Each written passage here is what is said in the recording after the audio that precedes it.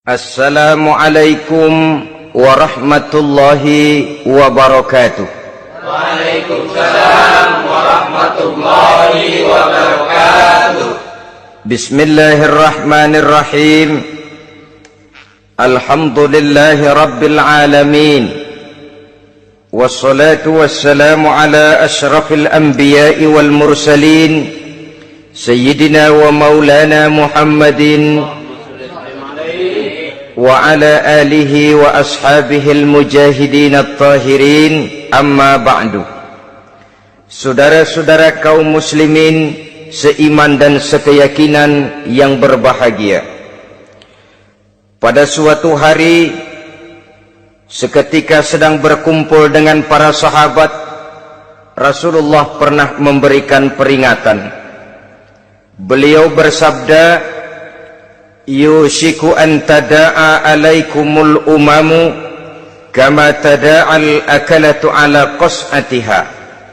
Pada suatu saat nanti akan datang di tengah-tengah kamu, wahai umat Islam, di mana orang-orang lain di sekeliling kamu akan bersatu mengerubungi kamu seperti bersatunya orang-orang mengerubungi makanan di atas meja hidangan.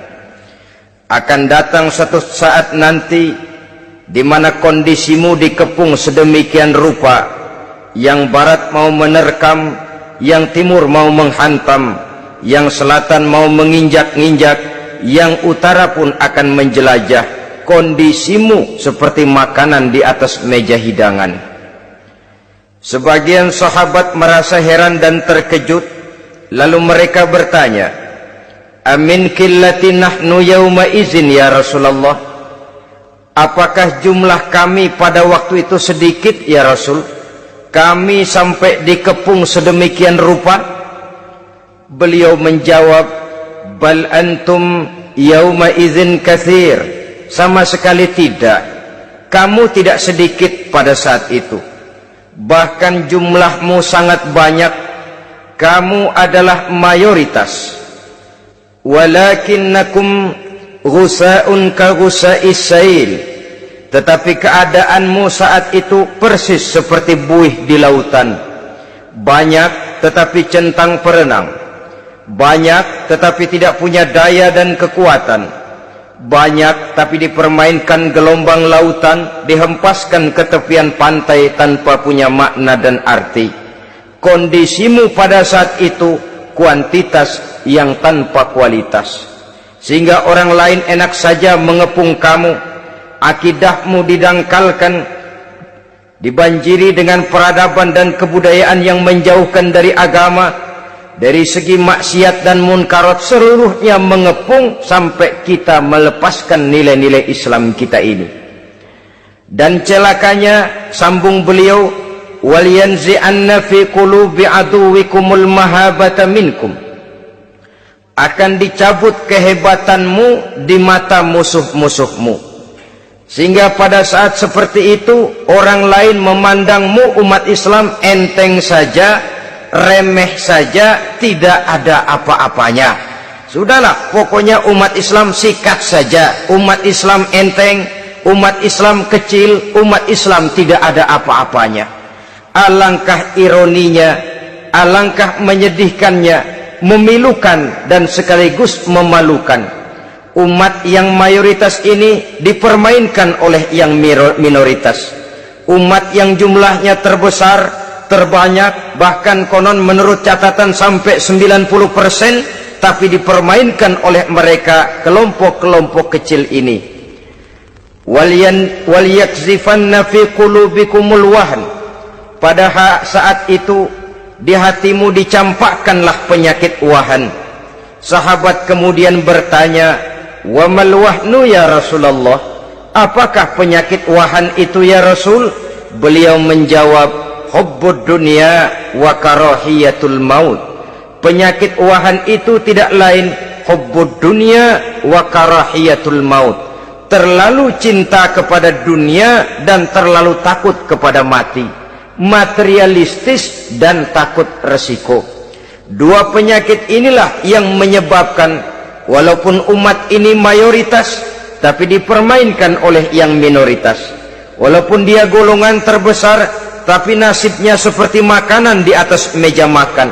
Dari segala macam penjuru mau menghantam dia.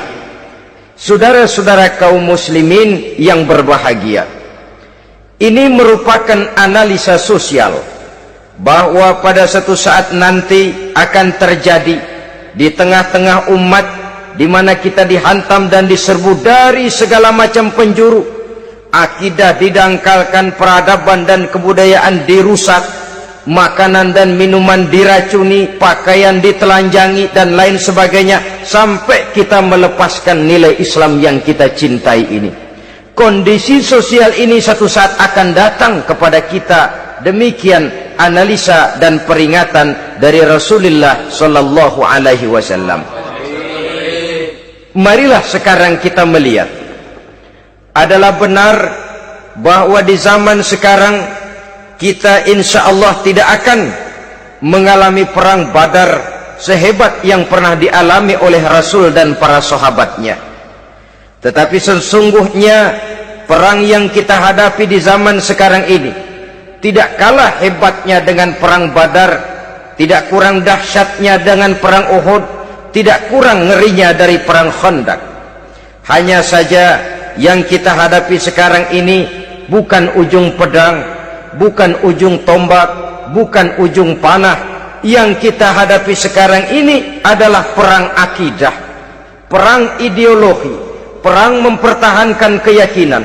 Yang kalau kita kalah sekarang, kita memang masih beragama, tetapi anak kita, cucu kita, generasi yang akan hidup 5, 10, 20, 30 tahun yang akan datang, wallahu a'lam bissawab. Islam, saudara-saudaraku, tidak mungkin hilang dari dunia, tetapi tidak mustahil Islam gulung tikar dari desa kita, tidak mustahil Islam gulung tikar dari kampung dan kota kita, jikalau kita tidak menjaganya, jikalau kita tidak memeliharanya, bahkan jikalau kita tidak mewariskannya kepada anak-anak kita, generasi yang akan datang.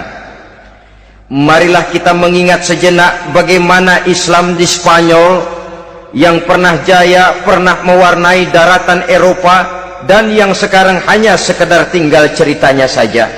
Ini pernah diperingatkan oleh Rasul dalam satu hadis, sayati ala ummati zamanun la yabqal Islam illa ismun wala minal Quran illa rasmun. Akan datang satu masa di tengah umatku di mana pada masa itu Islam ada tapi hanya tinggal sekedar namanya saja, dan Quran pun ada tapi cuma sekedar tinggal tulisannya saja. Apabila kita tidak mewariskan ini kepada generasi yang akan datang, maka serbuan-serbuan dari berbagai macam penjuru dari hari ke hari semakin kita rasakan kehebatannya. Tidak mustahil sejarah Spanyol akan terjadi di desa kita, akan terjadi di kampung kita, akan terjadi di kota kita. Orang Spanyol kalau mereka cerita kepada anaknya, mereka akan cerita, "Nak, di sini dulu ada masjid." "Kapan, Pak?" Dulu bener dah. Banyak orang Islam kalau hari Jumat pada sembahyang, "Kapan itu, Pak?" Dulu sekali. Sekarang cuma sekedar tinggal ceritanya saja. Bukankah sesuatu yang sangat tidak mustahil apabila kita tidak menjaga dan mewariskan Islam ini kepada generasi yang akan datang, maka serbuan-serbuan akan membawakan hasil yang diinginkan oleh para penyerbu itu tadi.